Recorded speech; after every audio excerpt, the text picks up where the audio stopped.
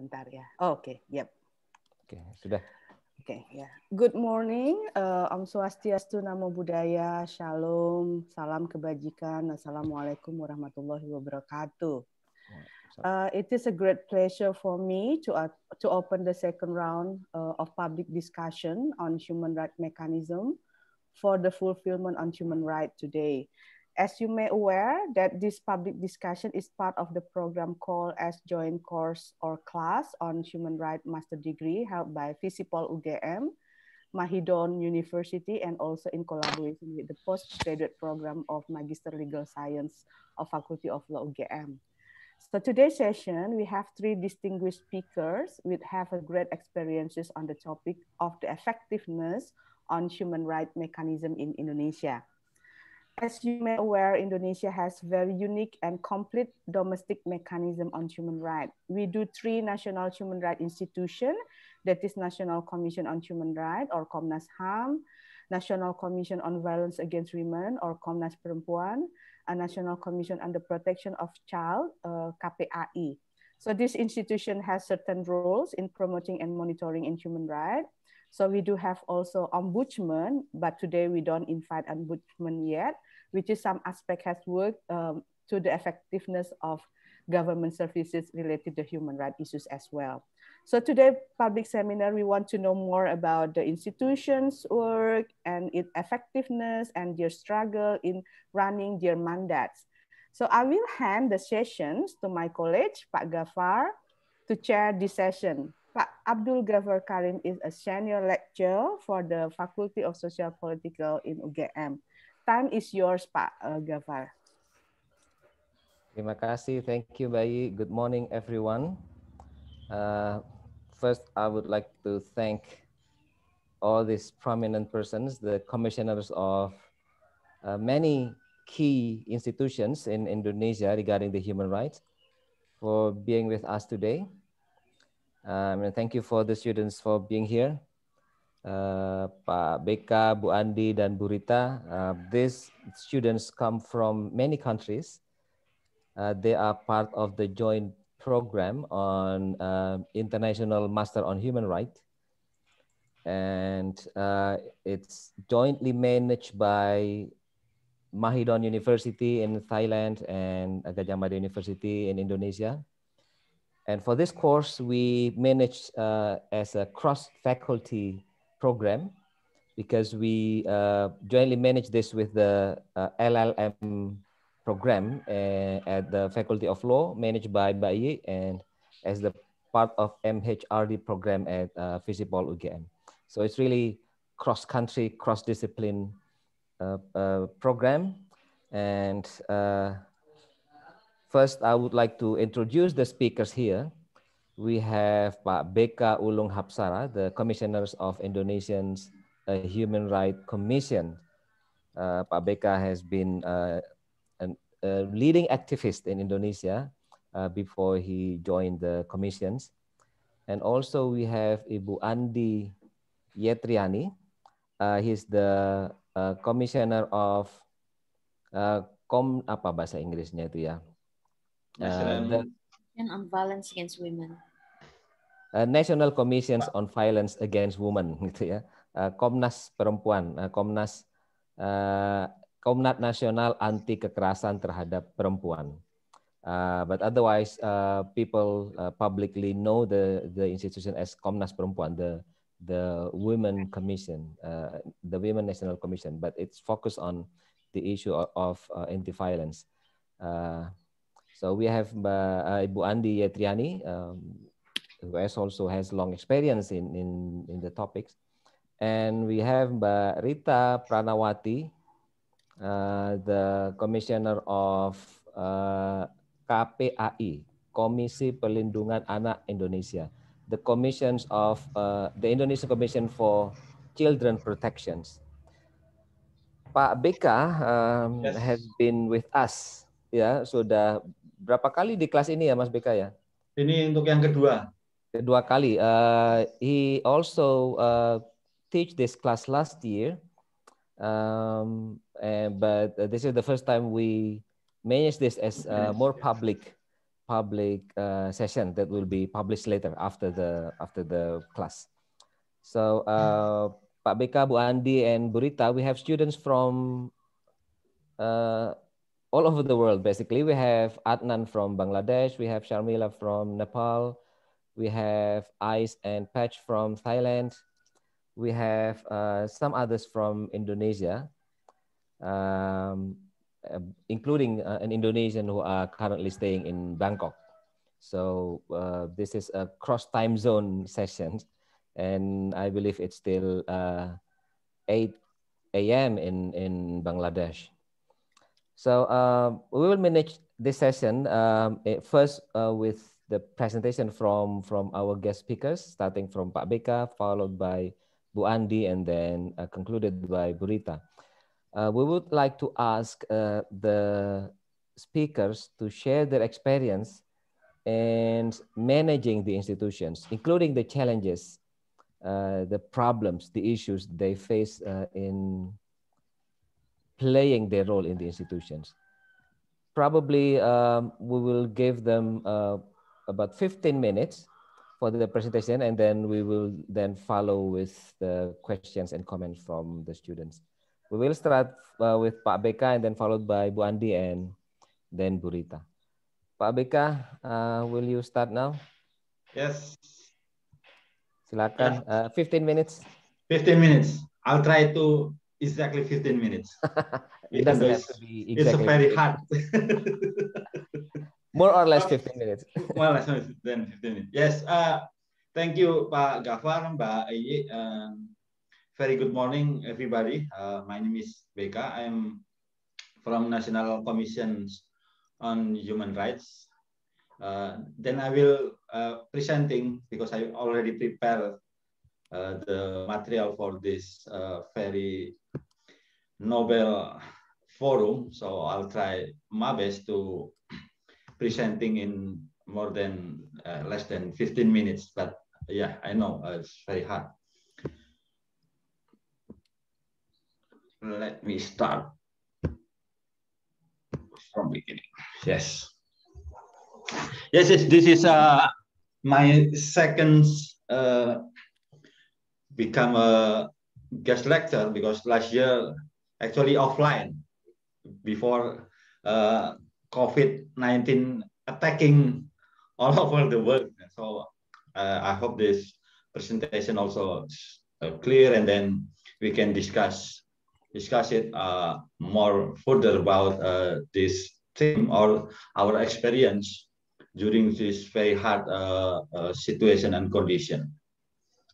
So this is Komnas HAM actually, because this year we already 28 years since the first established by presidential decree on 1993, and then after that Komnas HAM was reinforced by law number 39 on 1999, which is determine the existence, objective, function, members, principles, assignment, and authorities of Komnas HAM. So actually, if we compare with other state auxiliary bodies like KPAI or Komnas Perempuan, we are the oldest. And also comparing with the Ombudsman, Judicial Commission, and other state auxiliary bodies. So we are oldest, but right now, actually, the position of the National Commission on Human Rights is still to be strengthened, because some challenges we cannot facing without our recent mandate or authorities. So like other institution, we are independent institution. So we have a similar level with other state institution. And then the function, actually, we are right now working based on 4 law, or 4 big mandate. The first one is mandate based on law number 39, which is the function to conduct study and research, conduct dissemination, monitoring, mediation. And then based on law number 26 on 2000, we have a mandate to investigate the gross human rights violation, only to investigate the gross human rights violation. And then according to law number 40, 2008, about the elimination of discrimination based on race and ethnics, we are conduct the supervision of the central and regional government policy regarding race and ethnic discrimination regularly, also or by case. So we have a mandate, investigate, monitoring, and then also supervision, like a government policy that sometimes discriminate based on race and ethnic. So this is the definition of human rights. We can skip it because we only have 15 minutes, so we can discuss it more detail on this definition. Don't worry too much about the 15 minutes. 20, 25 is still okay. in my head, actually still in. So actually, this is the human rights instrument that we already ratified.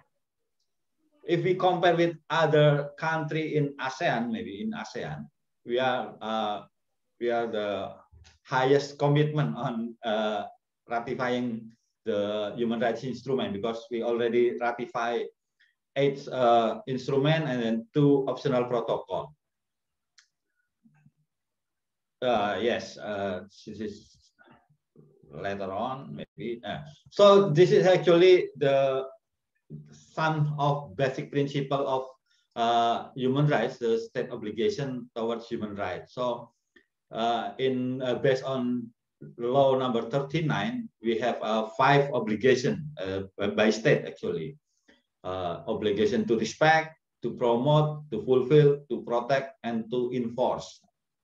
The detail is like this. So the obligation to respect, the state's obligation retains itself not to interfere except by legal means. For example, the right of life confines the state obligation not to commit murder. So we have a debate on the effectiveness of death penalties, and then also how about the state reinforce the death penalty as a final final stage of the human rights obligation, for instance. And then also the rights of personal integrity, physically and mentally, confines the state obligation not to torture. Right now, maybe Mbak Rita and then Andi can add more this. Actually, right now, Komnas HAM, Komnas Perempuan, KPAI, and then Ombudsman, and one is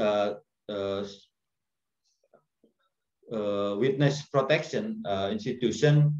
We have a joint action on national preventive mechanism on how to avoid the torture in our country. And then this is the promotion of human rights. So the state obligation to create conducive situation for promoting and human rights enforcement. For instance, in our police institution, actually, they already have like a chief of Indonesian National Police regulation regarding the implementation of human rights principle and standards in the discharge of duties of the Indonesian National Police. That's one example. The second example is the initiation of human rights cities. Komnas HAM for the last 7 years already promoting human rights cities as a strategy to promote human rights to the 540 cities and municipalities in Indonesia. And then the other obligation, for instance, is fulfillment of human rights. I think we already know about this definition. So the obligation to undertake the legislative, administrative, judicative, and practical steps that necessary to ensure the human rights implementation as widely as possible. The protection of human rights. So this is a state obligation to protect all people, Indonesian citizens, foreigners, and statelessness people, not only the offense committed by state, but also the violation action committed by entity or other parties or non-state. For example, a Cikesik case. Cikesik case is the case that Ahmadiyya peoples attacked by the vigilantes, the intolerance group, and then after that, the attacker, the vigilantes group, only punished 3 or 6 months, even though there's 3 people killed, and then the house is burned, and then the other infrastructure is also, the other properties also attacked and then destructive. And then also Syiah case in Sampang, and maybe this is Pak Gaffar Karim's authorities to explain this case in Syiah, and then also GKI Yasmin, this church then already has highest decision by law, but until now there is no implementation in the field, because the mayor of Bogor right now still considering so many aspects, then they cannot decide whether the church should be built or not, because there's so many considerations. And then the enforcement of human rights, I think is more likely on how to enforce the gross human rights violation, because right now there's only it's already 12 files. I will explain it later on, that has been discussed between Komnas HAM and then the General Attorney, but still cannot be continued, because maybe more because of political will of the government that is still very lack. This is a human rights violation, so I will try now. This is the data that showing the complaints reported to Komnas HAM from 2015 until 2019. So the highest complaints happened in 2015. We received 8,249 complaints that comes to Komnas HAM. And then the last is in 2017, it's about 5,000 complaints, 387, and then also in 2019, we only received 5,314 complaints. So this is a figure that showing about the complaints that comes to Komnas HAM.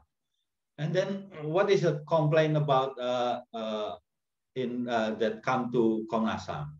So it is the list that already structuring by staff based on law number 39, 1990. So even though we receive more than 5,000, but not all complaints become our mandate to proceed. And then sometimes we send it back to the complainer or send to the other institution that has mandate to continue or to proceed those complaints. But this is the figure that the classification of rights complaint in 2019. So the most complaint is about the right to welfare or hak atas kesejahteraan. So this we have. So the figure is constant like this. The most complaint is about the right to welfare, and then continue by the right to justice, and so on and so forth. This is the primary complaint based on the classified complaint parties. So the top level or the highest institution that's been complained is police. And then continued by corporate, and then the local government. Police about unprocedural on law process, slower process in case handling, criminalization, violence and torture. And then if we discuss about corporates, we have land dispute, employment dispute regarding normative rights, environmental pollution due to cooperation, and so on and so forth. And the local governments also complain about local owned assets, dispute regarding land, and then employment dispute, and freedom of religions and beliefs. This is also become a concentration of complaints by people that comes to Komnas HAM. So this is a primary complaint based on the rights mostly received, the rights to welfare, land dispute, labor dispute, employment dispute, the right to safety is about threat or violence to soul and thing, arbitrary detention, intimidation and terror, the right to justice about unprocedural law and process, unprocedural law process, slower process in case handling, criminalization, and violence. And this is one of our priorities issue during our period.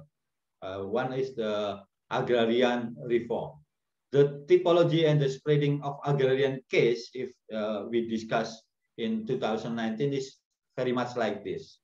So we have forestry, infrastructure, and spreading all across Indonesia, not only in Java, but also cross from Aceh to Papua, which the typology is very much like this. And then the other priority is priority issue for Komnas HAM is intolerance or violent extremism.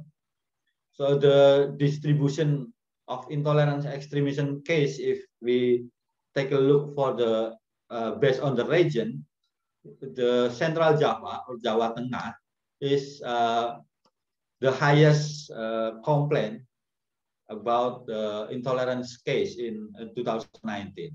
I actually is very surprised because public knows that the most intolerance regions is West Java, but based on the complaint that received in Komnas HAM, actually Jawa Tengah, because there's so many complaint comes to Komnas HAM about like permit for the birds, and then also sometimes intolerance group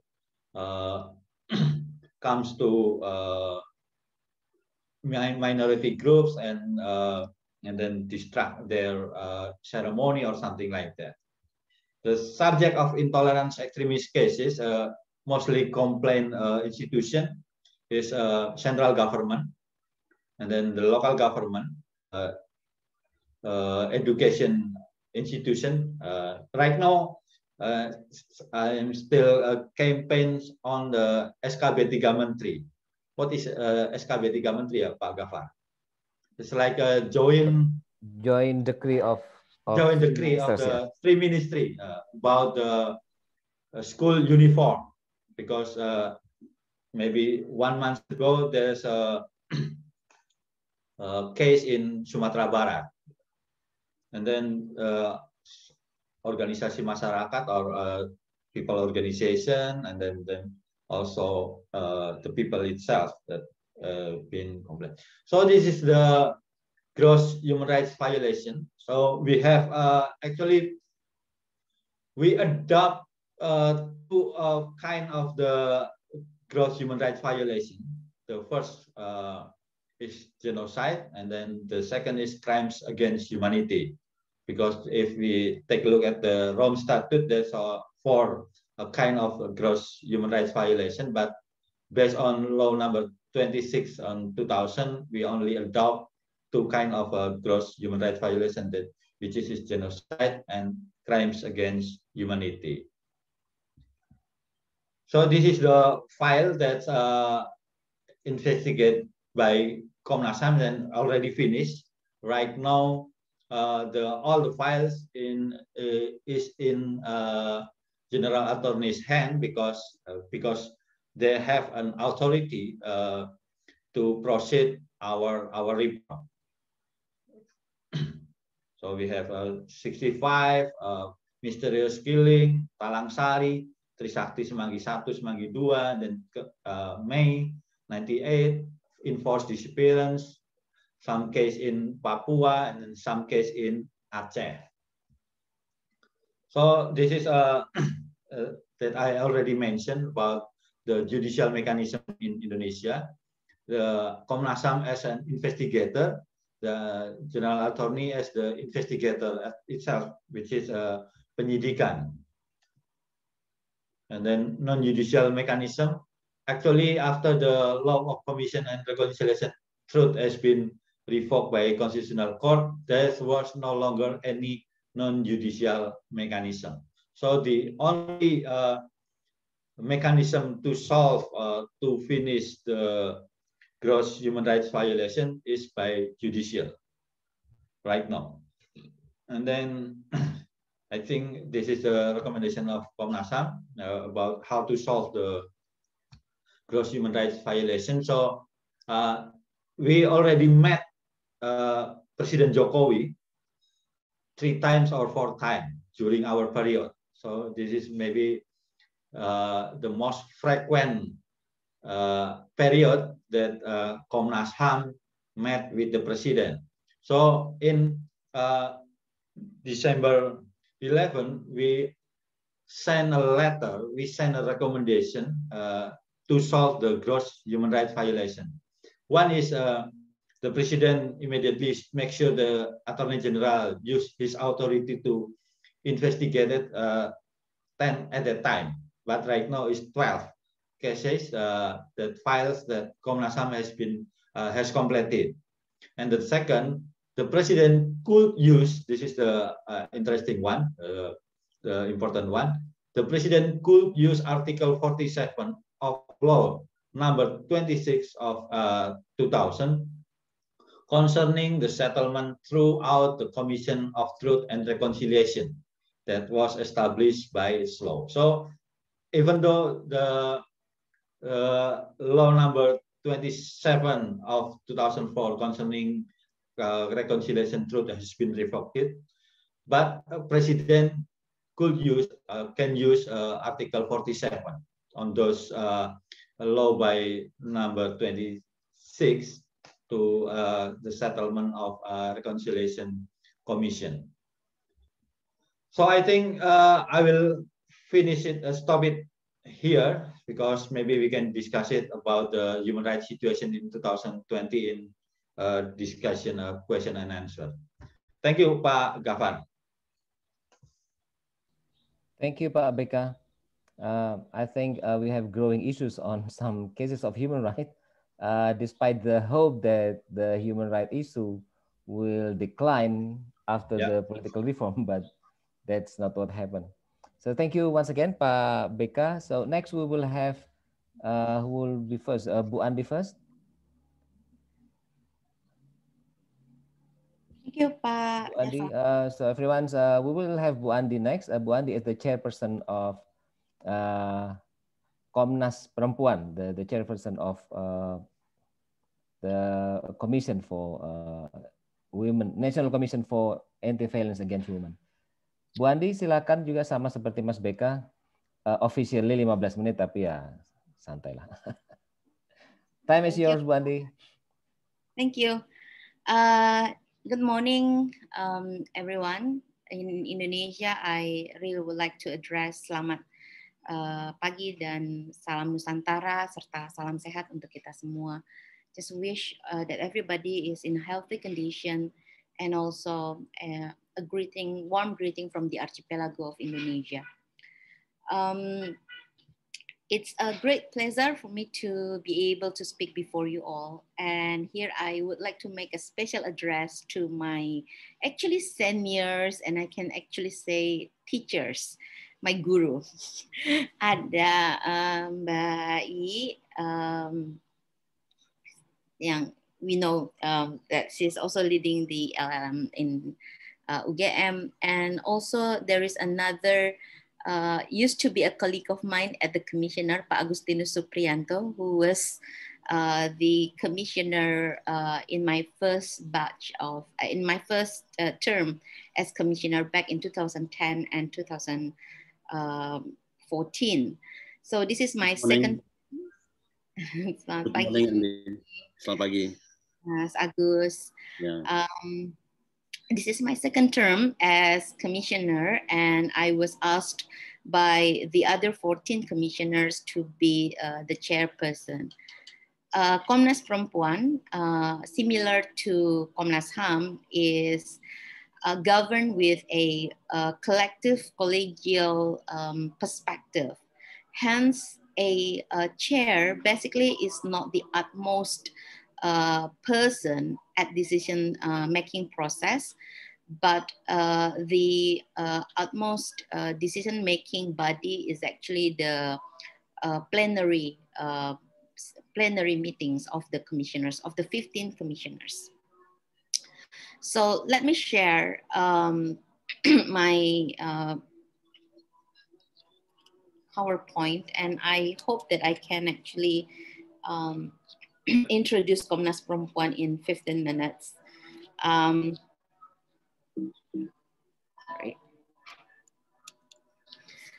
So this commission was actually established back in 1998. As mentioned by Commissioner Beka, by then, Komnas HAM is already established.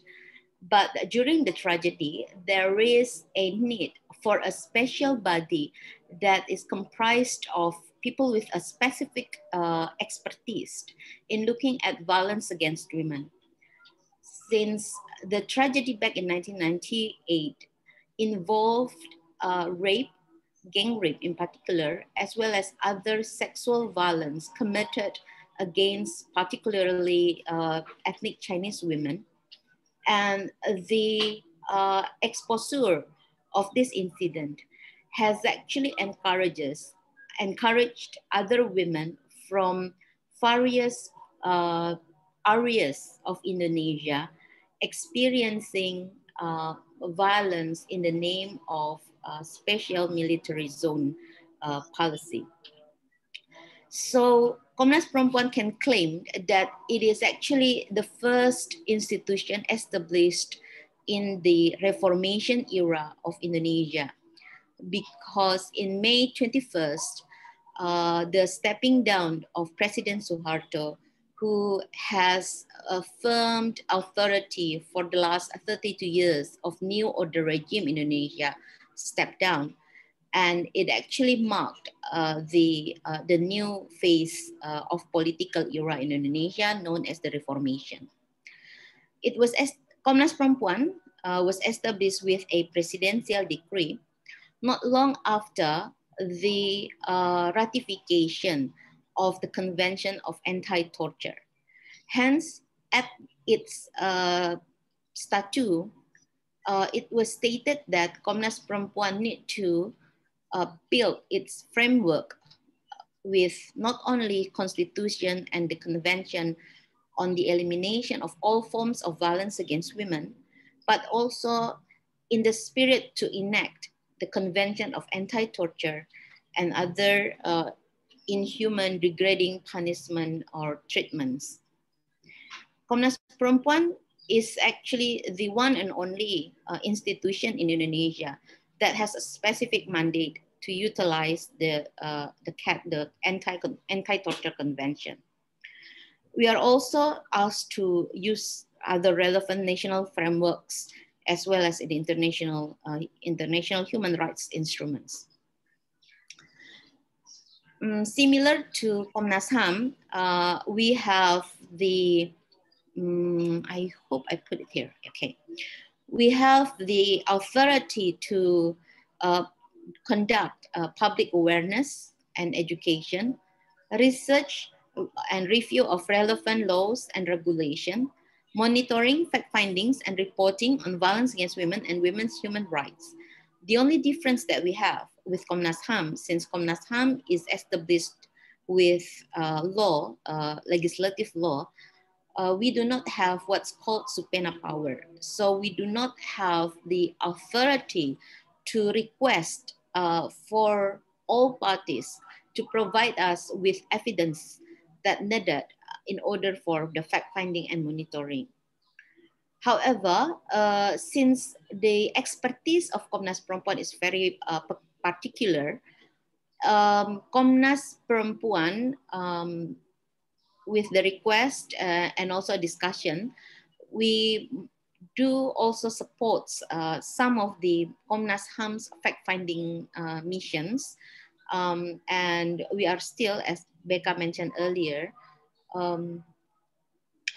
in a cooperation of particular issues on incidents of human rights violations that affected a community in which women needs to have a specific attention. We are also authorized to provide input and recommendation to the executive, legislative, and judicial branches at the government at both local and national levels, as well as independently developed our cooperation at regional and international levels. So that structure, in our presidential decree, we were allowed to have 19 commissioners. However, in the last 3 terms, we only have 15 commissioners with various backgrounds and expertise in order to meet the Paris Principle for NCSRS. The document of Paris Principle can be distributed later. In 2020-2024, we have 12 women of 3 men, and also 2 of the commissioners are people with disabilities. It is according to our statute that each commissioner can serve for 2 terms, both consecutively or in separate terms. I myself, as I mentioned earlier, is now on my 2nd term and will be the last term that I can serve at Komnas Perempuan, although I have started work with Komnas Perempuan since 2000. We have an executive body led by a Secretary General.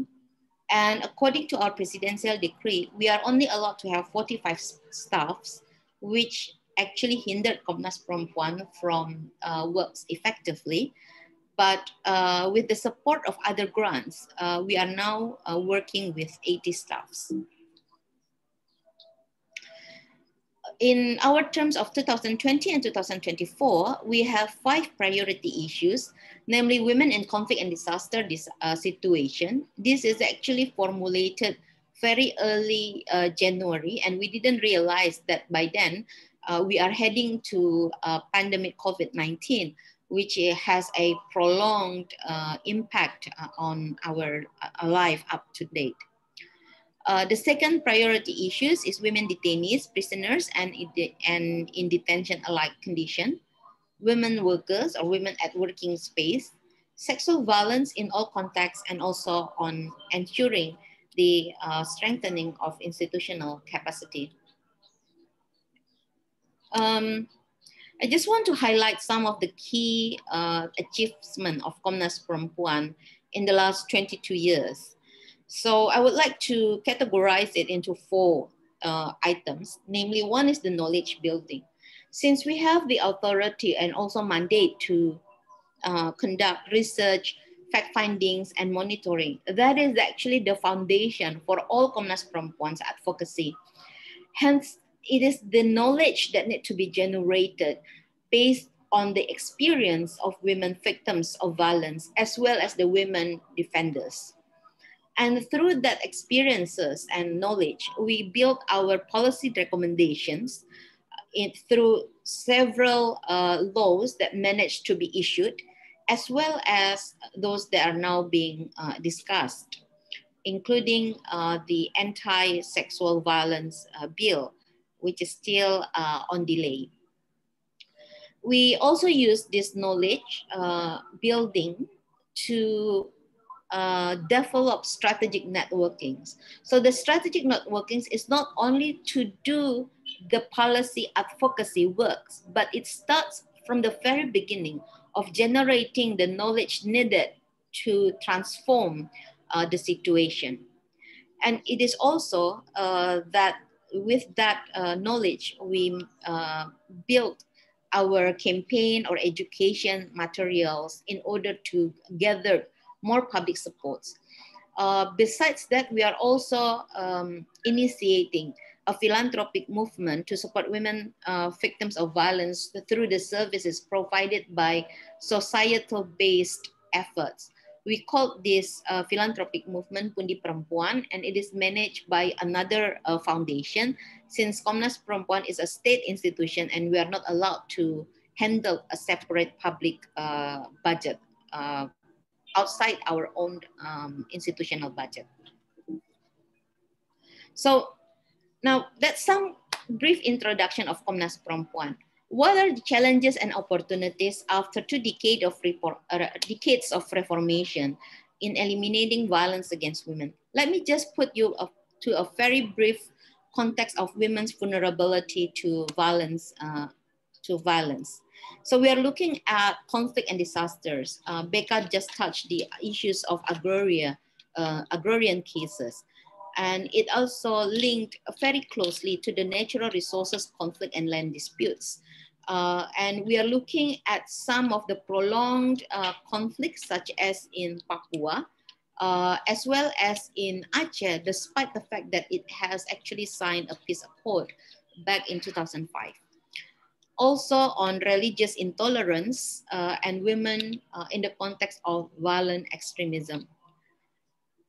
Komnas Perempuan is also concerned the fact that Indonesia is very prone to natural disaster, and this may actually result in a vast number of women located in the IDPs camps or the internal displaced person camps.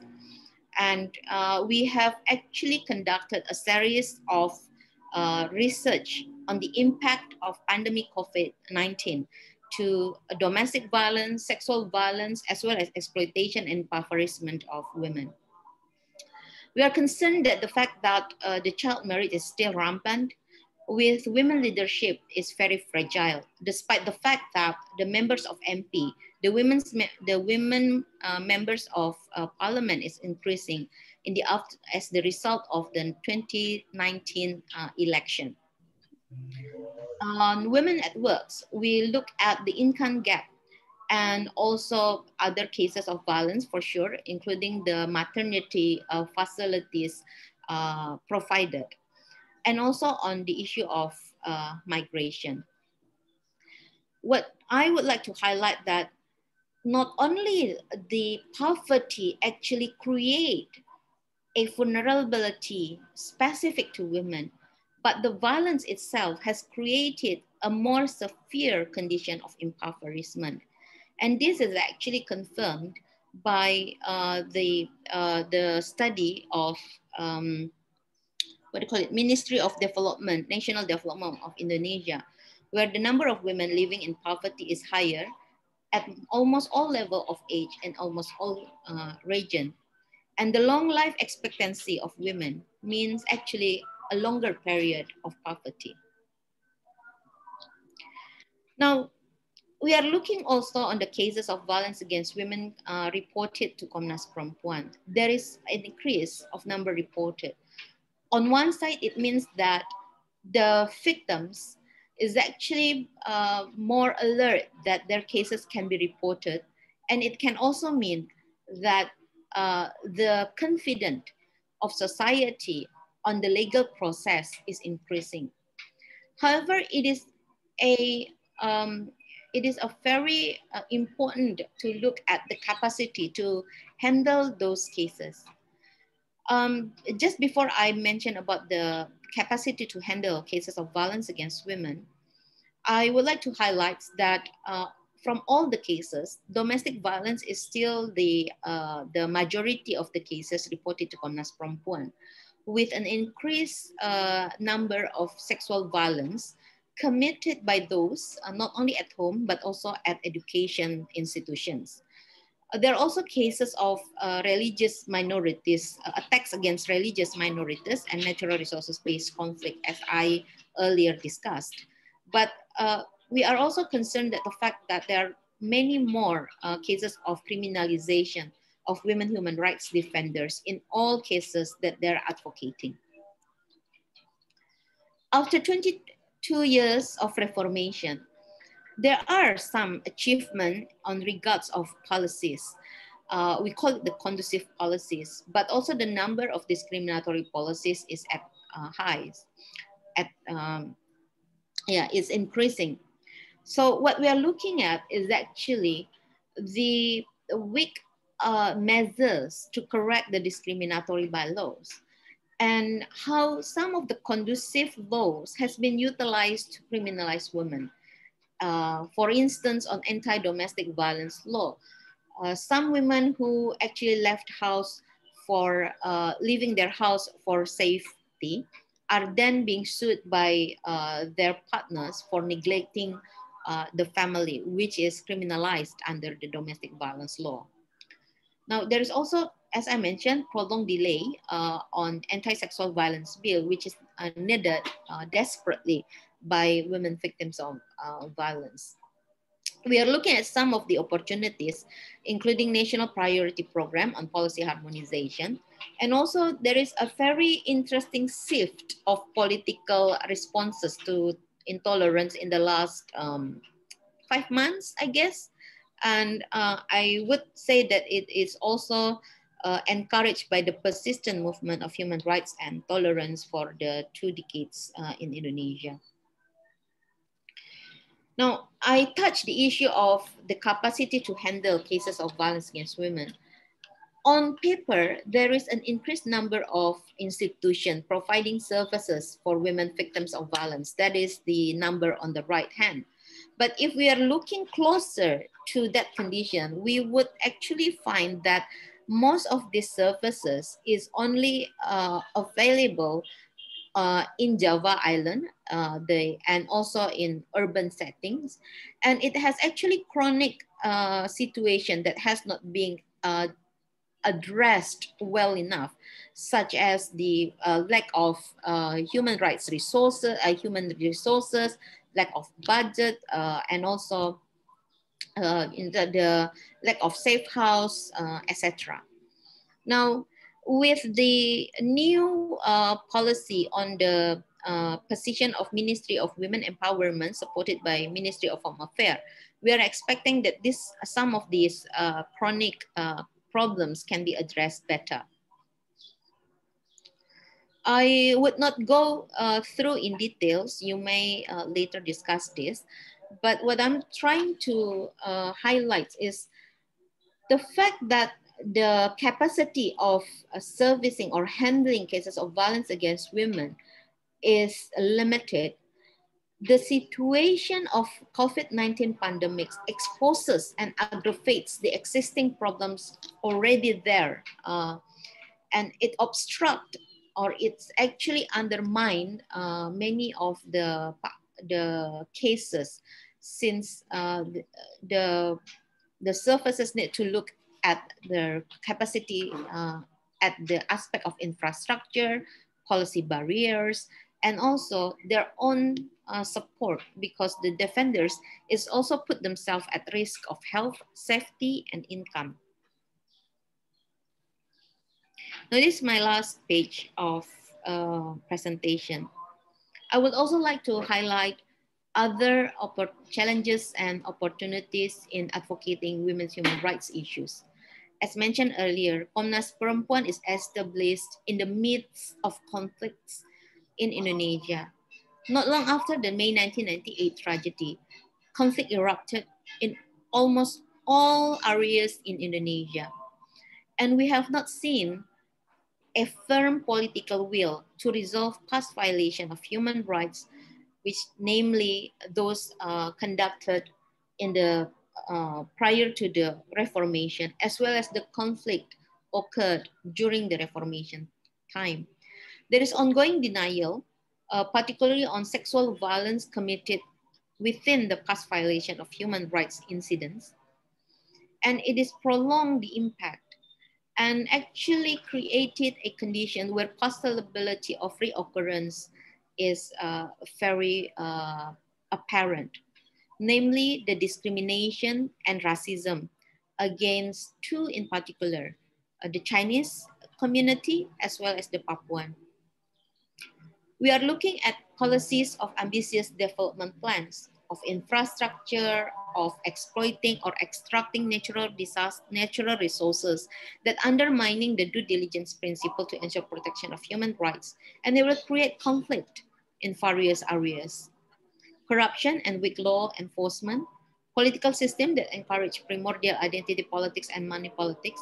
But let me just touch to the culture of denial and blaming the victim, and as well as repudiation of feminism. So we are actually looking at the backlash of the feminist movement enacted by the more conservative groups, claiming that the progress women has achieved up to date is actually risking the democracy and risking the unity of family. And this is actually neglecting and even disproportionately the undermining the contribution of women's movement in the advancement of the state and the society. We are grateful that despite all of those challenges, we have a very prominent women and youth movement in human rights. I think the development of internet communication and technology in communication also allowed us to have a more active campaign and advocacy, particularly during the pandemic time. We have also local initiatives as well as national initiatives. Some is actually a formal one, such as Truth and Reconciliation Committee in Aceh, as well as international solidarity. On the last note, at organizational level, we are still facing the fact that knowledge on national human rights institution is very limited, not only in Indonesia, but I may actually say that in various parts of the world. Even more so on national human rights institution with a specific institution, with a specific focus such as Komnas Perempuan. And in Komnas Perempuan case, we have a very strong institutional barrier to our institutional capacity due to the number of staff allowed in our presidential decree and also in budget. We are facing a budget cut due to the pandemic and rapid turnover, since we are not able to provide adequate salary for our staffs. However, we are looking at more supports from other national human rights institutions, including Komnas HAM. Thank you, because up to date, our secretariat on budget issues are still with Komnas HAM, and also from the ministries and other social movement. And we are having an ongoing discussion on the revision of Komnas Perempuan Presidential Decree, and also grants from our international partners. I hope I am not overwhelm you with information, but I can send this, and then later on you can ask questions, and I would like to also be part of the discussion. Thank you. Thank you, Andi. Maybe we should also highlight that the Komnas Perempuan and Komnas HAM also reside in the same area, in the same building compound. A parking lot. That's what we said. The institution share the parking lot. So, yeah, that's a very interesting story of it. So thank you once again, Andi. Now, from general human rights issue to women issue, we are going directly to the children issue with its own challenge. because as for the children, one of the problem is the political cohesiveness of children, because they don't unite. There is no such thing as a children association of the world, for example. But there are some women movement, but even children issues are taken care by adult issue. There is no movement for children. So it will be very interesting looking at the children human rights perspective, and we are lucky to have Mbak Rita, Bu Rita Pranawati here. Bu Rita, time is yours. Also officially 15 minutes, but we will be flexible with that. Okay, thank you Pak Gaffar, Mbak Iyi, Mbak Andi, Mas Beka, and all of the students here. This is time for me. Selamat pagi, salam healthy. Hope you all in a healthy condition. And thank you very much for inviting me in this important session, because we can share with the Komnas HAM and Komnas Perempuan. And I will share my presentation. Yeah. Hope this is clear. Okay. As the introduction, KPI is an independent state institution established based on the 23 of 2000 on child protection law. And then there is two amended. Firstly, number 35 on 2014. And then currently with the law number 17, that is famous with the castration law. Yeah, but yeah, even not all the issue is about castration. And then Indonesia has ratified CRC in 1990, and then it's come to the presidential decision, then come to the child protection law. We have child protection law in 2002, and then the KPI established firstly in 2004. And today is the fifth period of the Indonesian Commission on Child Protection. We have 9 commissioners appointed by political decision, because it's come to the House of Representatives. And our mandate is mentioned in the verse of 76 of the Indonesian Child Protection Law. Firstly is to monitoring and evaluating of the child protection law, not only child protection, but also the fulfillment of the child right. And then we develop inside of the child protection policy, collecting data and information. We also receiving cases and reported from the society, mediation for the violation against children, and research and analysis, cooperation with some NGOs who works with children, and reported cases to the authorities. The main mandate is to increase the effectiveness of monitoring on the protection and the fulfillment of children's rights. This is the biggest mandate.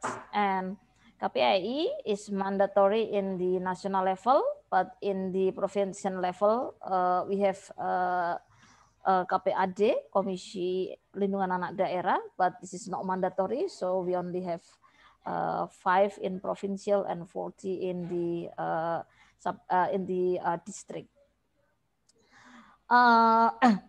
The child definition in Indonesia almost the same with the others, but I only want to emphasize that children under 18 not differentiate whether they are married or not married. This is important because sometimes law enforcement officer still punish children with the general law, even because they got married. But actually in our law, even though as far as the children under 18, then we use the juvenile justice system law. And the legal standing of child protection, firstly is in the Indonesian constitutional. each children has the right to live, grow up, and develop, as well as the right protection from violence or discrimination. And then I mentioned before, child protection law. And then we also have juvenile justice system law in 2012 that also mandated KPAI to monitor and evaluation the juvenile justice system law. And how KPAI work, there is also presidential regulation number 61 concerning KPAI. Here regulate about the status of KPAI and the supporting system. When Komnas Perempuan, the administrative support from become merged with the Komnas HAM, but KPAI is under the Ministry of Women Empowerment and Child Protection. Yeah, I will mention this is the child right principle, but as well as the challenge of the child protection situation in Indonesia.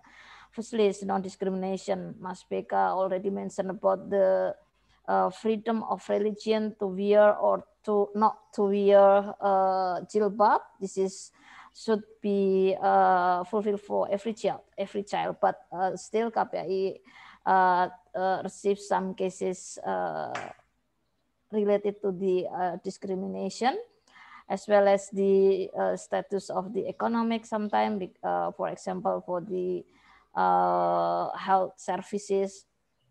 This is still problematic, as well as the perspective of society that girl and boy are different. They prioritize a boy, for example. This is still becoming a problem, including when we need to deliver the sex education, for example. People tend to give to the female rather to the girls rather than to the boy. Actually, they all need this kind of information.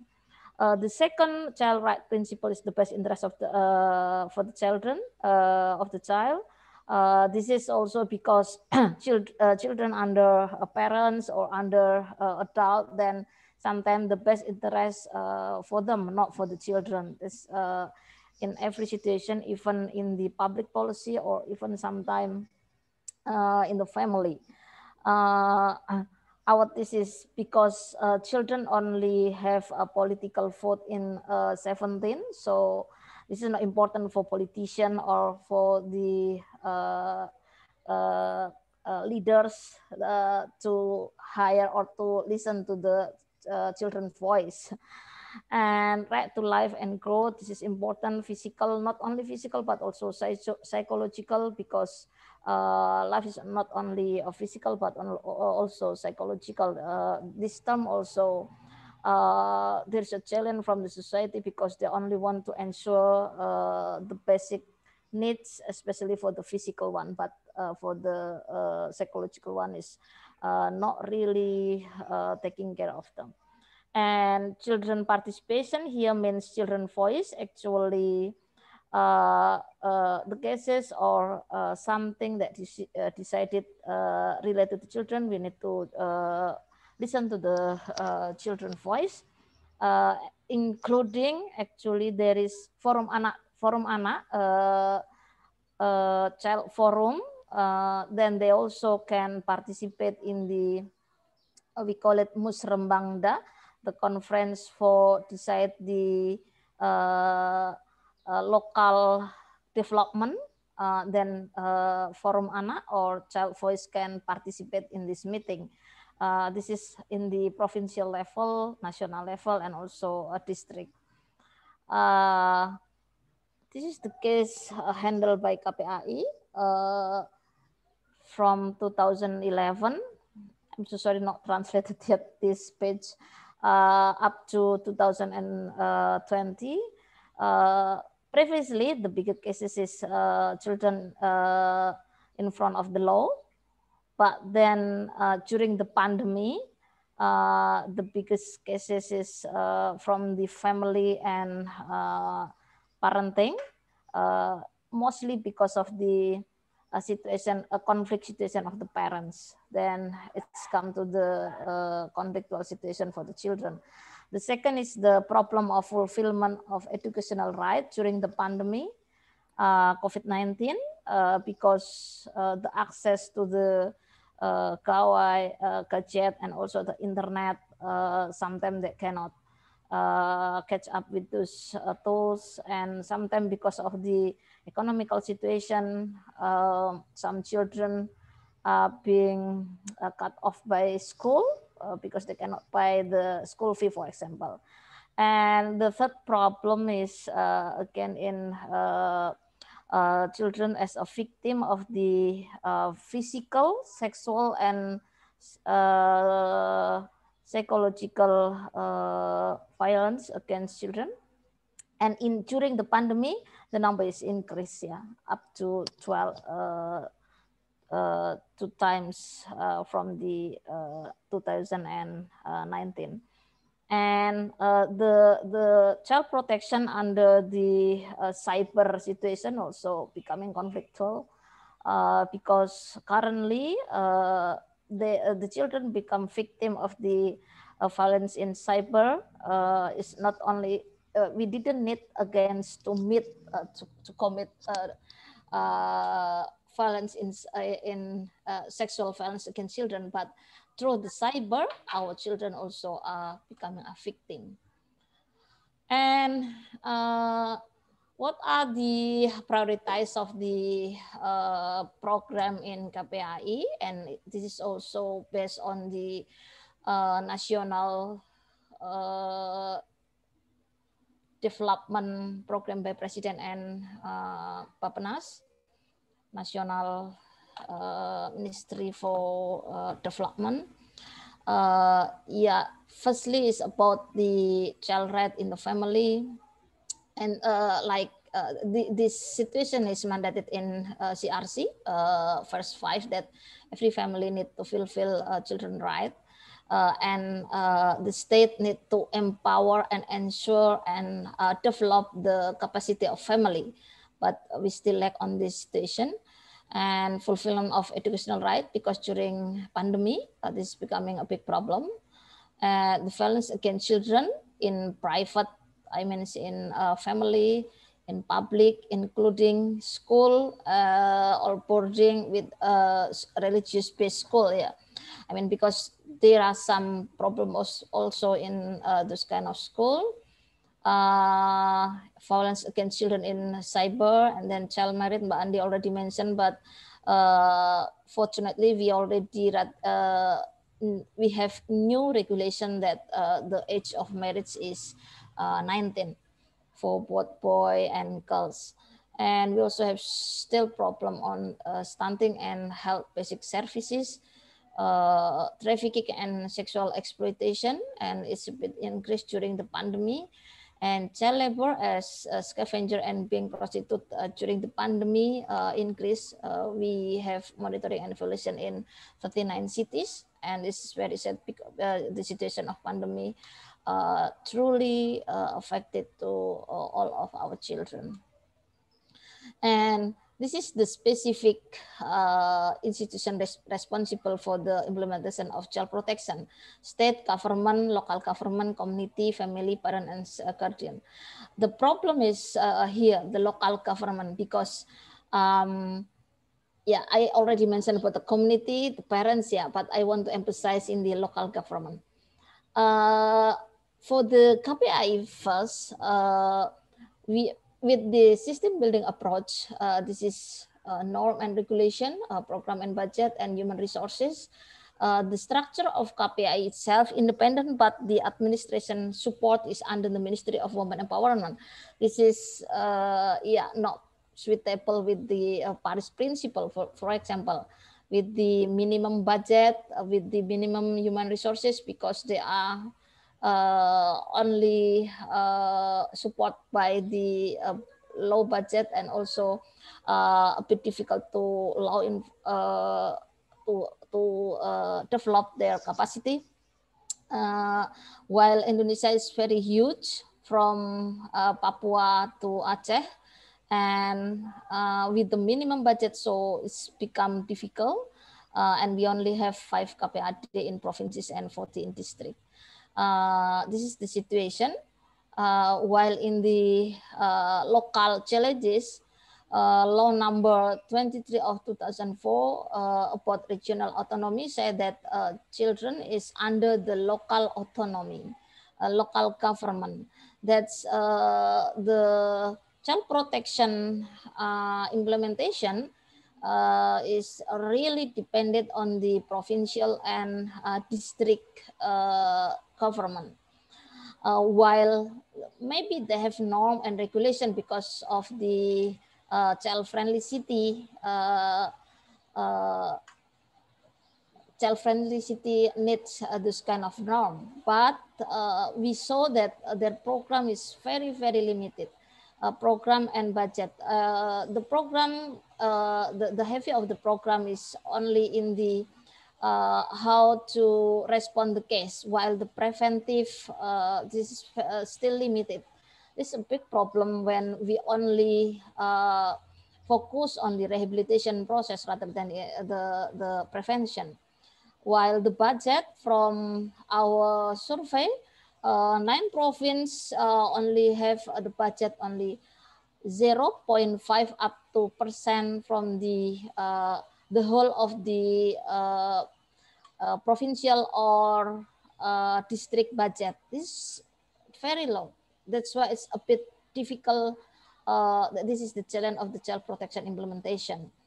And about the human resources, we know that some of the safe house or the child protection services, there are some cases that the officer commit the sexual abuse to the children who stay in the safe house. This is that's why it's a big problem in the child protection situation. And I will talk about the law enforcement. In the child protection perspective from the society, actually some cases are not reported because they feel that when they reported their case, it will be a long process, long journey, and they got the stigmatization from the society, which is not easy. And in the law enforcement officer, especially what we found is in the police process, the perspective of the child protection is not full because maybe they move from one department to another department. And also the newest cases is for example is in the east of the Nusa Tenggara, that the girl that kill someone because she will be a victim of rape was judged by the general, the KUHP, the general KUHP apa mas? Criminal law? Yeah, the criminal law. But actually it should be the juvenile justice system law. This is the example of the practice of the child perspective, child protection perspective in the law enforcement officer. And the facilities of the child protection, for example, for girls who are offender, still put in the adult, and some of the jail for kids, we call it LPKA, for children, still merged with the adult area. This is still the lack of the situation of law enforcement. And the process of juvenile delinquency is still need of improvement because we found that, for example, the decision of the court, for example, children cannot get it as far as KPAI can assist. That's when, but if not, but Indonesia is very big, that's another problem. Yeah, we ensure some this kind of rights for children, especially in conflict with the law. And the rehabilitation of the victim in Indonesia for children only reached 48.3%. This is also another problem. The problem, for example, because of the parents willing to stop the process of rehabilitation, the budget, and also the operational procedure from the government. this the situation of the law enforcement. I guess that's the what little insight, but may you can ask me some question. Again, that I want to emphasize that child protection is not only depend on the government, but it's come to the family, while the families, the perspective of the family is not all have the child right principle. That's becoming a huge problem in child protection. That's all, Mas Gaffar. Hope you can understand what I'm saying. Thanks very much. Thank you, Bu Rita. I guess it makes everything more clear about how problematic is protecting children's right in Indonesia in a culture that is not really protective of the child. So everyone, we have discussed through general into more specific issues. We would like to later invite Mbak Yi and Prof. Agustinus to give comment, but now I would like to invite the students to probably raise questions and issues to go to the discussion further. So Pak Agus already raised his hand. Or probably, Pak Agus, do you want to give comments, general comment first before we give the opportunity to the students? It's right. Ya, silakan, Prof.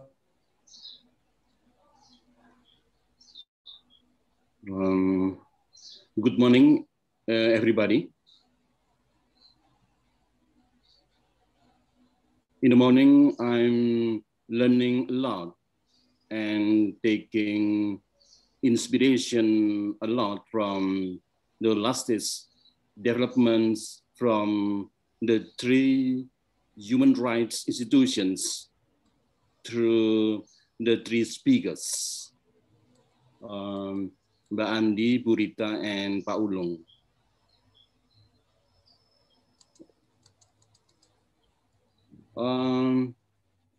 In this discussion, I don't think it has been discussed much about the issues of local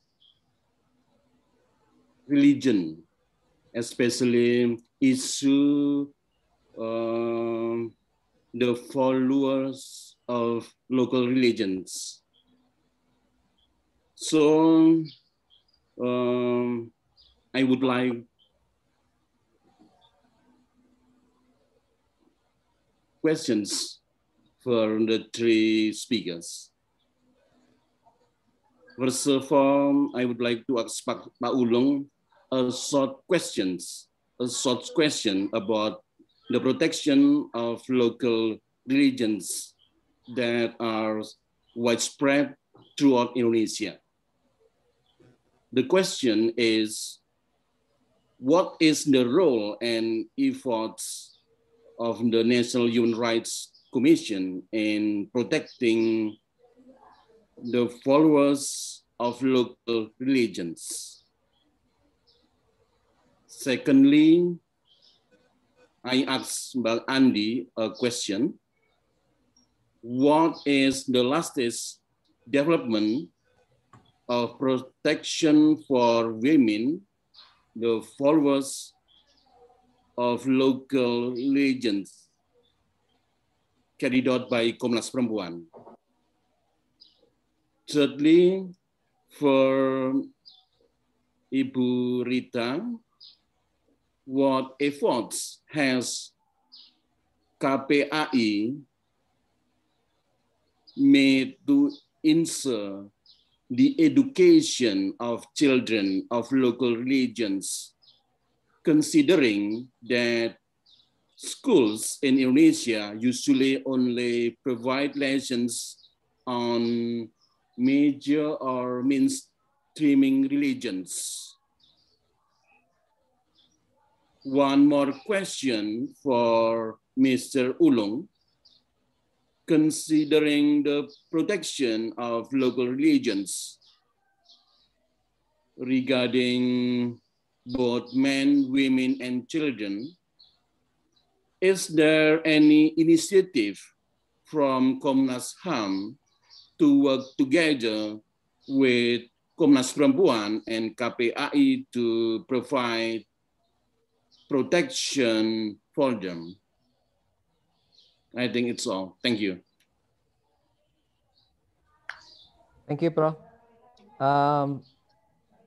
Perhaps we can invite comments from the our guest speakers first regarding the, for example, the local religion. I believe, for example, Mas Beka has been working closely with such issues. I also do. I'm currently doing the research on local religion at some places in Indonesia, Prof, and I've been in contact with Mas Beka intensively for this issue. But we will now invite the speakers for give quick comments before we are inviting questions from the students. Thank you, Prof. Okay. Thank you, Prof. Agustinus. You can call me Beka rather than Ulung because it's not common calling the middle name. Okay.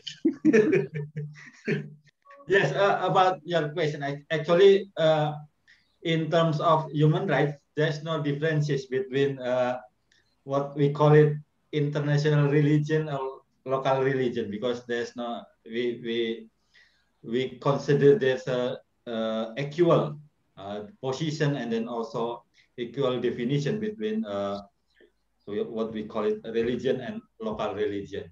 About the role and effort about the local religion, based on our experiences, actually we have right now formulated standard and norm on freedom of religions and belief. The standard norm and setting about freedom of religions and belief. Those kind of standard and norm and setting can be used by governments or activists or even academicians to advocating, to formulating the local policies, or to protecting the local religions, because there's so many details on those kind of standard norm and setting. That's the first one. The second one, and based on our mandate by law 39, we also conduct monitoring and investigation for certain cases on those local religion.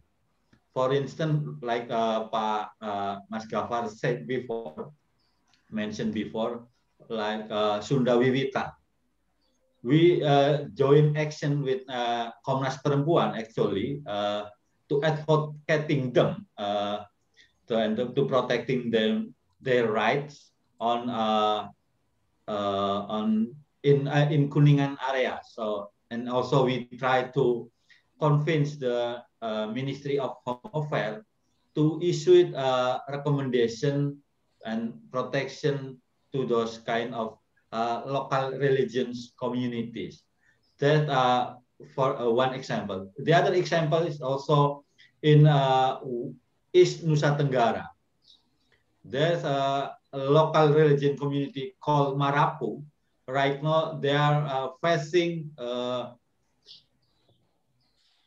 investor from Jakarta that treat their land and also treat their tradition, worship tradition in East Nusa Tenggara. So that's one of two examples what we are effort to protecting local religion. But we also put those issues, local religion issues, in our umbrella issues called intolerance and freedom of religion. That's one of our priorities during our period 2070 until next year 2022, because we will be finished in 2022. That's my answer to your question. And then considering the protection for the local religion, is there any initiative joint action? Yes, we are.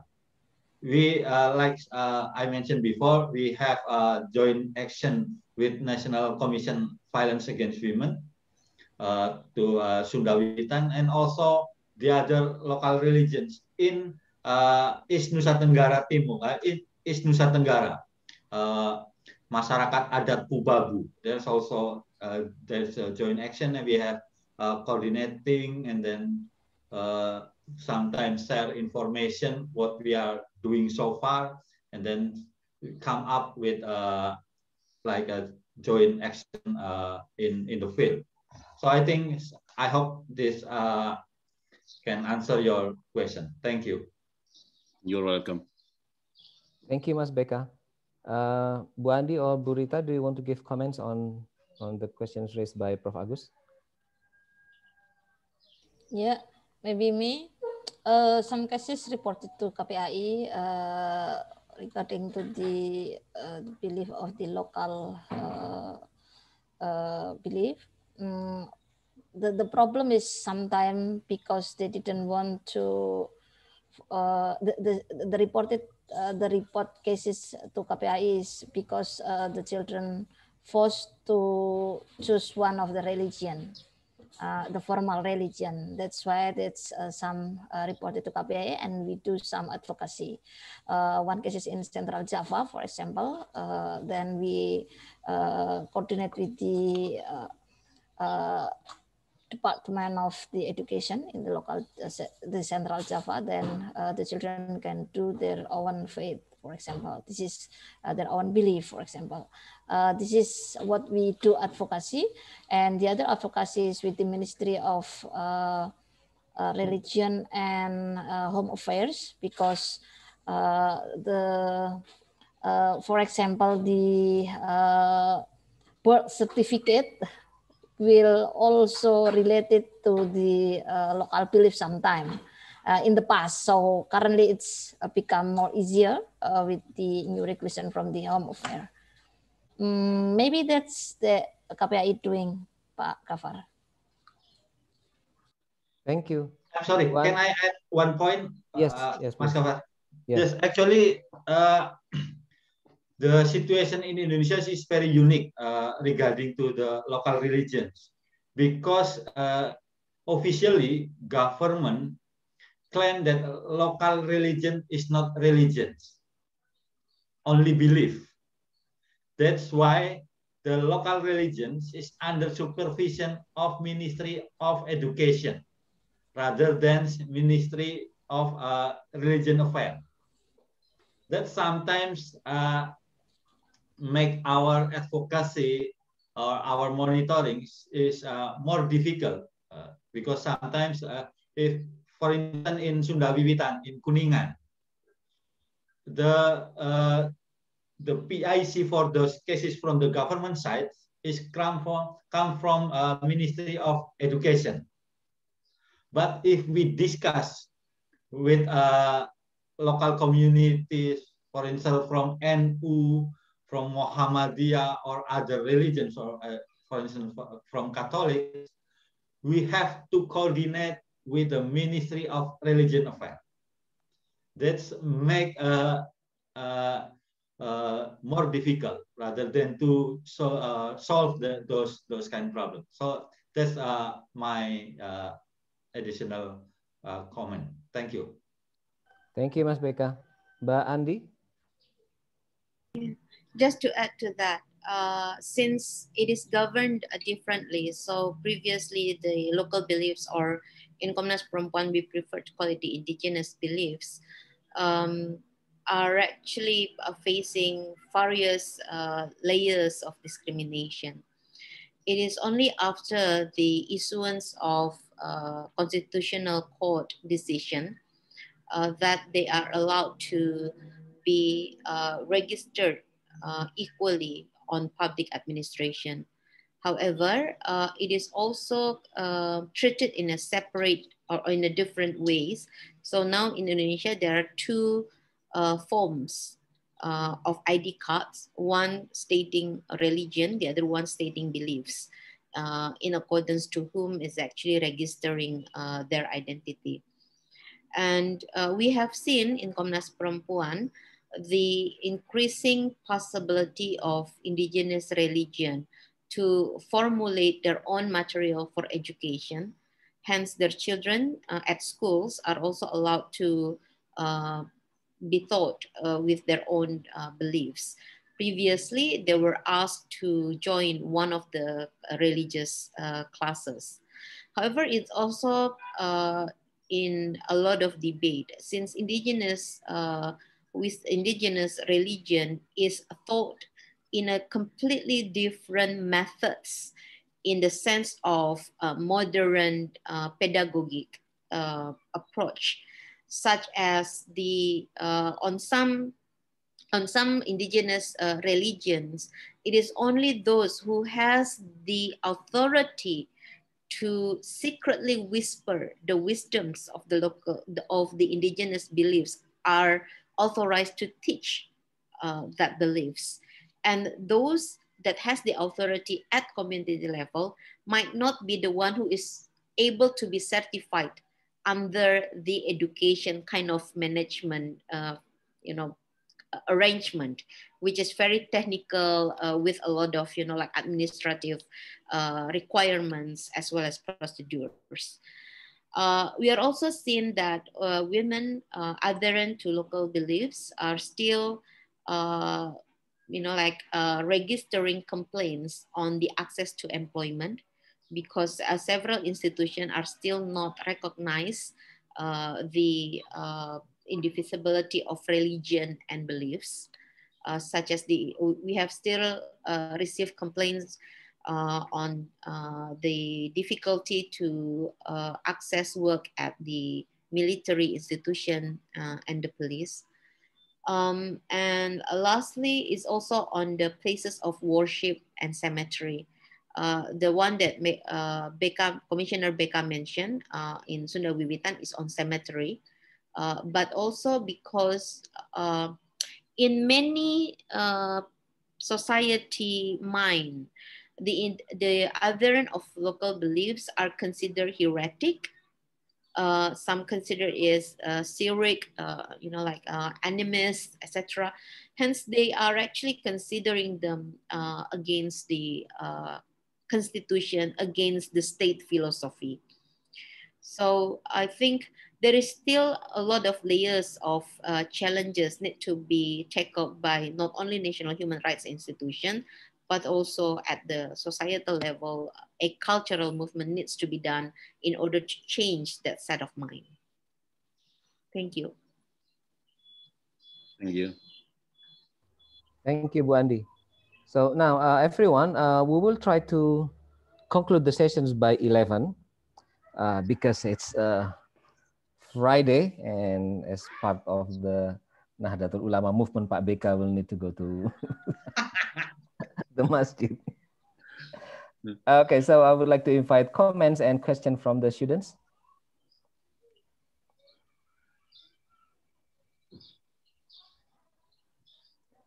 Perhaps from other country that has somewhat different experience from Indonesia. Can be Sharmila or is Sharmila? Yeah. My question could be a little bit different from today's context, but in one of the presentation, maybe Rita's, I found out that the Indonesia defines children from their appearance in womb to 18 years old. And then I did a quick research on the abortion profile in Indonesia, because I have been doing my master's thesis in safe abortion in Nepal. In Nepal, we have legalized safe abortion since 2002. It's almost 18 or 19 years, and women are still struggling to get safe service. And it has been one of the leading cause for maternal mortality rate here. So I want to know about the condition that you have in Indonesia. Also, how the Commission on the Women's Right is promoting safe abortion, and if there are any challenges, I would love to know. Yeah, thank you.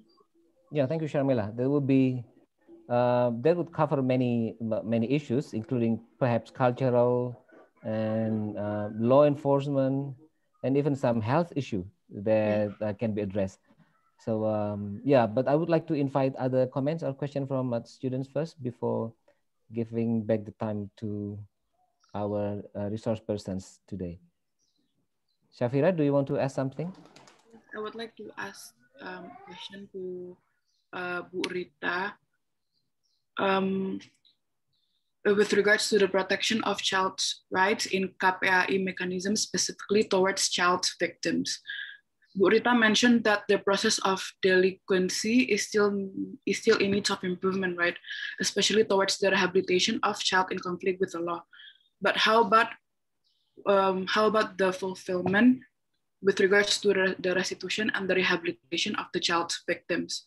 How can you ensure that the damage of delinquency is restored if the process of rehabilitation only focuses on integrating the rights of the child in conflict with the law, but not the child's victims, considering they are mainly the ones that is highly affected against the delinquency? Thank you. That's it. Thank you, Shafira. So it's not only about the, let's say, enforcing the law, but also the aftermath of the case, handling the victim situations. Any other comment? Third comment will be great.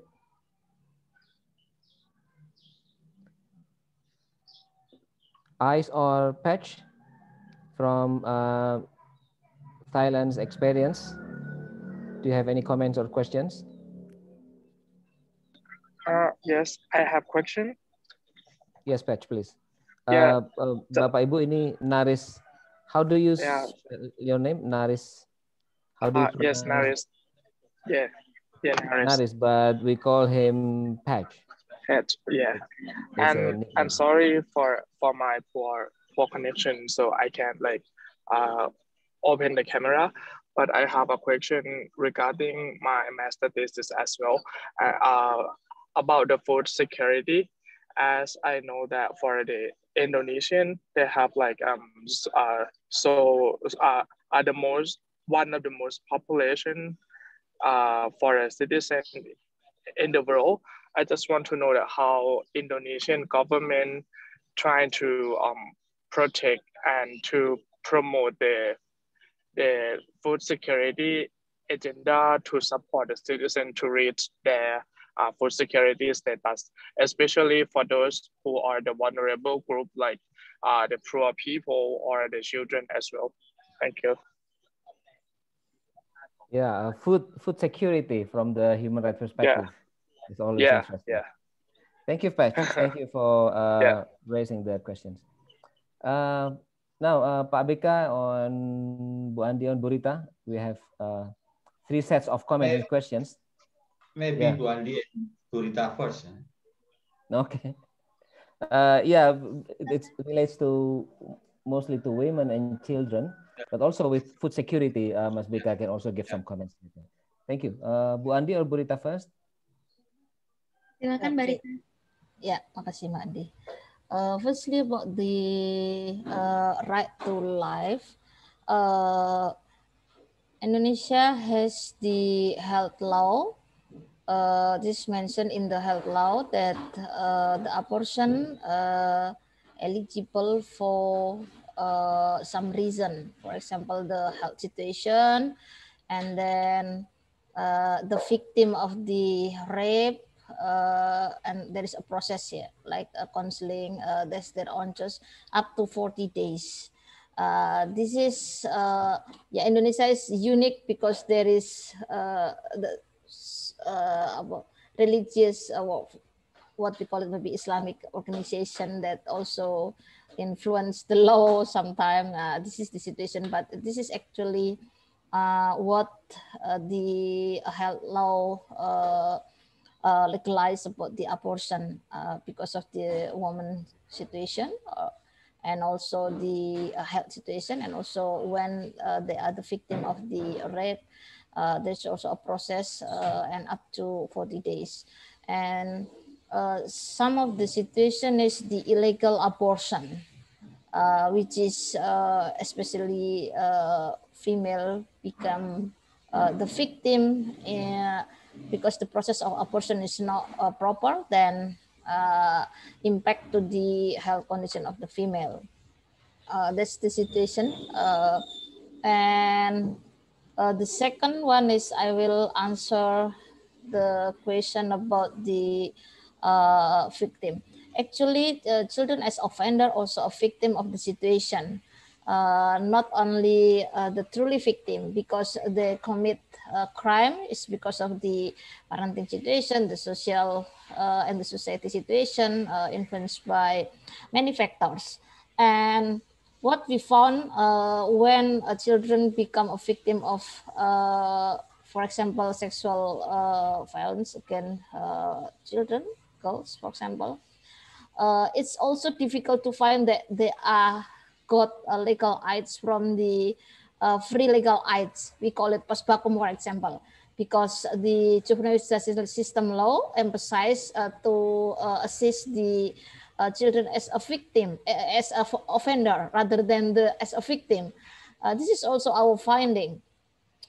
That's why we endorse the Ministry of Law and Human Rights that their legal aids also support the victim. When they come to the court process, they are not being assisted by the legal aids. It is very important in this situation. They only emphasize on the offenders because that's very rigid. In terms of the juvenile justice system law, this law has legalized in 2012 and implemented in 2014, but we still have some homework, the regulation under this juvenile justice system law. That's why it's become a big problem to holistic implementing juvenile justice system law. And in terms of the victim, yeah, that's the situation that the budget, the human resources, for example, we only have 18 social worker in the whole of Indonesia, and we also only have limited psychologists in the whole of the Indonesia that can help them rehabilitation. This is also a big problem to rehabilitate the children.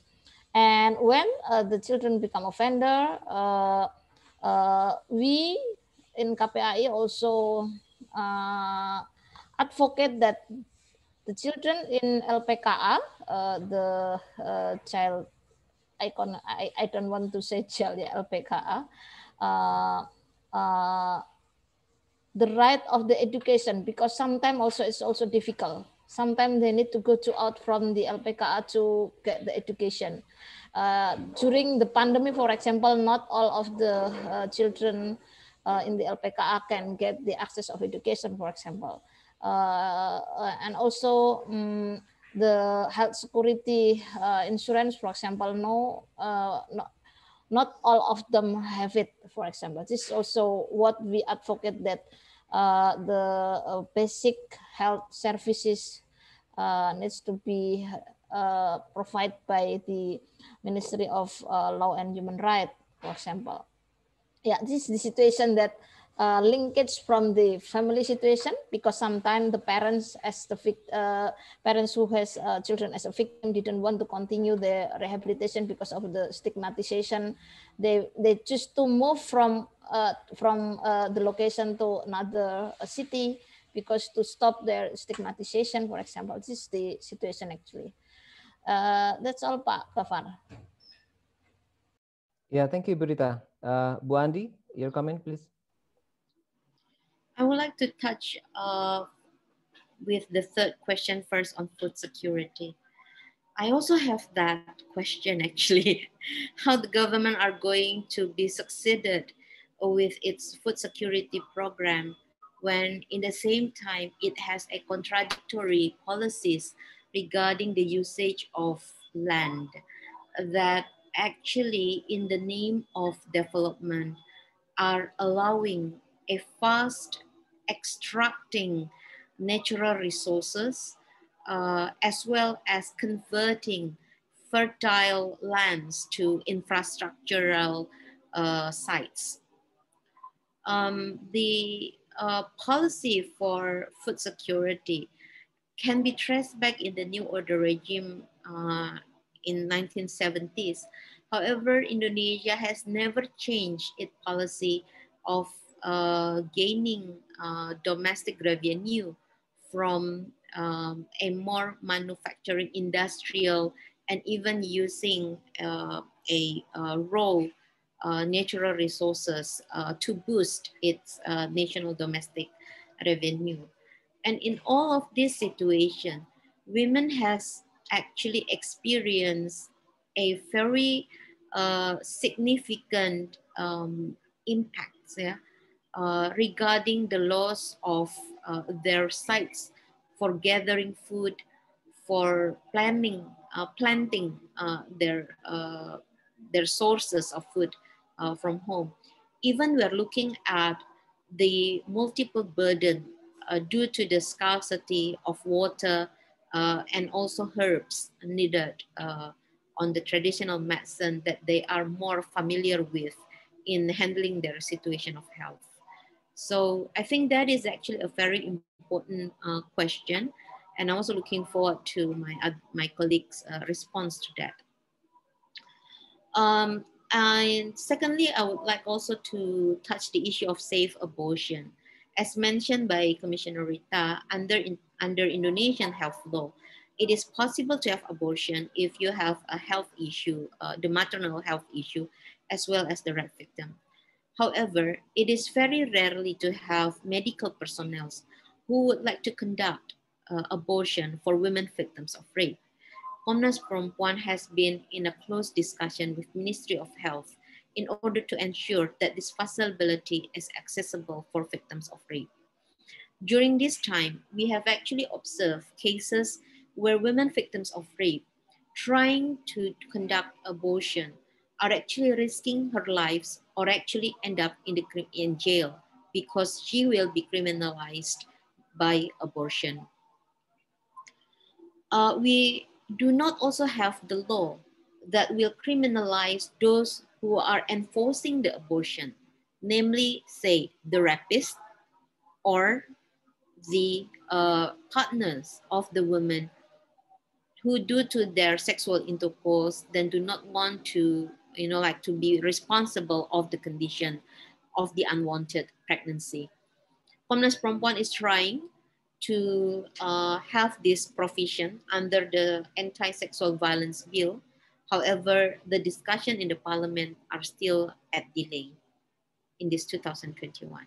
I hope that gives you some clue on the situation on the ground. Thank you. Mbak Andi, now it drive my interest with regard to some non-physical health issue of the abortion. If it is for the mental need of the pregnant mom to have abortion, is that allowed by the law? No, according to health law, there is a need to a very clear risk of life to the mother that is allowed to have the abortion. The second provision is for the victims of rape. And on victims of rape, it is the mental health that being the consideration. Okay. So because in some cases of unwanted pregnancy, it's the issue of the mental readiness of a mother, for example. No, so it's not part of the. No, unfortunately not. Yeah. Not yet. Yeah. We have cases where a mother of 6 then tried to have an abortion because she is having the 7th pregnancy. And this actually you know, like her case then is being exposed, and then she is actually now is sued before the court, but not the husband. Yeah. For whatever reason, the husband did not actually. Okay, so let me just expand this discussion. So the husband did not actually agree for the wives to have contraception. In the original idea of anti-sexual bill in Komnas Perempuan, we try to also promote a provision on prohibiting enforced pregnancy, which is also like this kind of condition, because under the health law in Indonesia, for having a contraception, a wife needs to have the agreement from the husband. Hence, if the husband do not allow the wife to have the contraception, it means that it will risk the wives to unwanted pregnancy, and that may lead to an unsafe abortion. So we would like to prohibit this enforced pregnancy, not forced pregnancy as in the war crimes or crimes against humanity, yeah, but enforced pregnancy. However, it is considered too radical, too feminist. So we have, and the discussion of 2015 to 2019, this prohibition is dropped from the bill. Okay, thank you. Thank you. That's a very interesting topic indeed. Mas Beka, time is yours. We have about 10 minutes to conclude the session.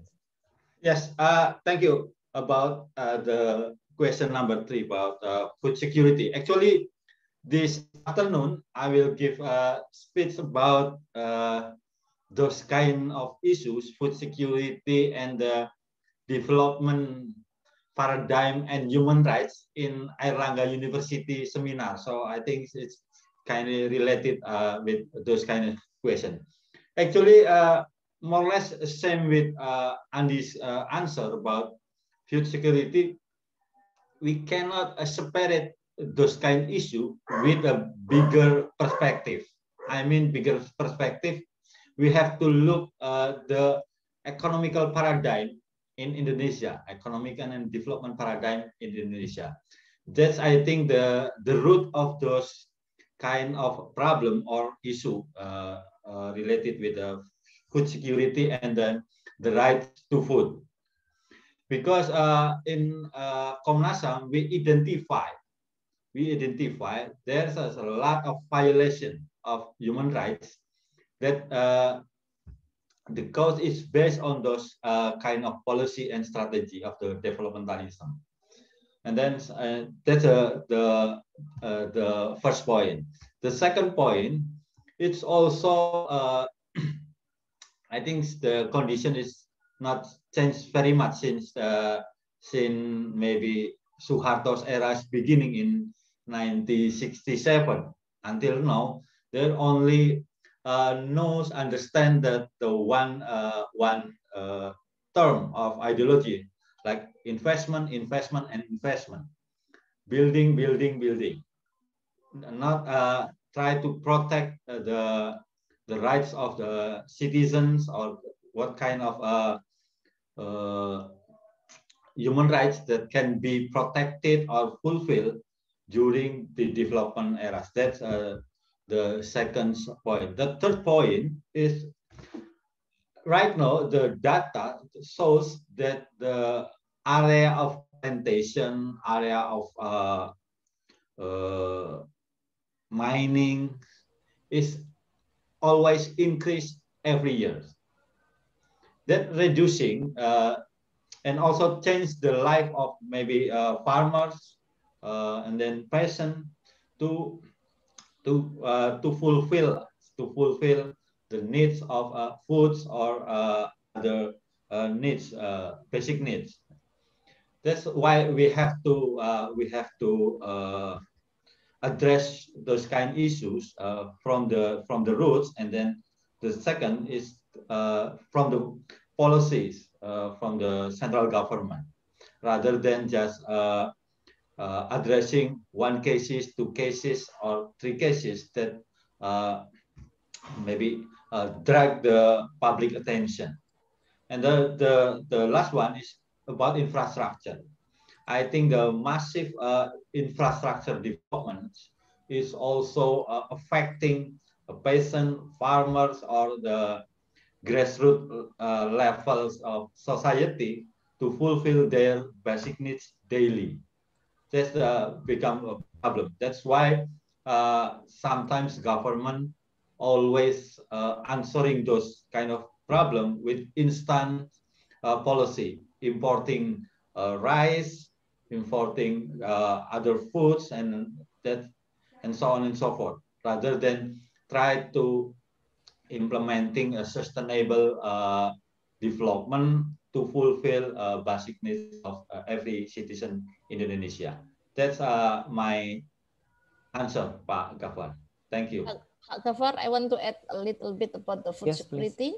Please do, yes. And the impact of the children is the number of stunting in Indonesia is quite high, 27% up to now. This is the effect of the food security. And this is also the mentality, the way we think about the food security and impact in the family consumption of the food. Because the stunting itself is not only in the low economic society, but also 25% is in the middle class family. This is about also the perspective of how to consume food and the issue of food security for the whole of nation. That's all, Pak. Yes, thank you. Just a little bit quick look at the other side of the food security in Indonesia for those who are not from Indonesia. The price of land in some cities are, are really high and keep going high, even if it's a agricultural area. So if, for example, if you are a farmer with less than a hectare of land, then you are in a great temptation to sell your land because it really costs you, it really gives you so much money. While when you are working as a farmer, it will give you limited income. So you will be rich if you lost your production tools as a farmer. So that's one of the problem in some cities. I guess it's not only about the right, but it's also about the general policy of the government. It's really different if we compare to the government policy in Thailand, for example. Patch and Ice can comment that later, but not today, because we are going to conclude the sessions. It's already 11. So once again, we have highlighted some issues that can be discussed later in our class, in our sessions when we are talking, for example, about the political actors, about the power and the interest in the human rights. So, but we really have to conclude this session today. It's been very fruitful discussion. I would like to thank all the resource persons, Bu Rita, Pak Beka, Bu Andi, and also Prof. Agus, and all those who gave comments to the sessions. Please join me giving applause to the resource persons. And I could see that Mbak Iyi is behind the steering wheel, so she's busy driving. So thank you, Mbak Iyi, for being with us from place to place. So I guess I will give this session back to you because you are you open this session and you are to close it. Thank you. Oh. Terima kasih Bu Rita, Mas Beka, Mbak Andi. Terima kasih Prof. Agus. Thank you Andi, Mbak Rita, Prof. Agus, Mbak Iyi. Thank you very much for all speakers and participants. So I conclude the session. I hope that we can meet again and have more discussions about many issues on human rights, particularly in Indonesia and in Asia. So have a good luck, everyone. Have a good, healthy, and bye-bye. See you soon. Bye. Okay, thank you. Terima kasih. Terima kasih. Thank you. Bye. Bye. Yeah, success for the study, and hopefully we'll meet again. Bye. Bye. ketemu dengan Hanif segera. Yes. We will meet Oke, again. siap. Ayo Mas Beka, kita nikmati Sroto. Dan Roto. mendoan. Mendoan. Oke ya, aku pamitan. Mendoan. Terima kasih banyak. Sama-sama. Makasih. Oke, semua pamit ya. Thank you.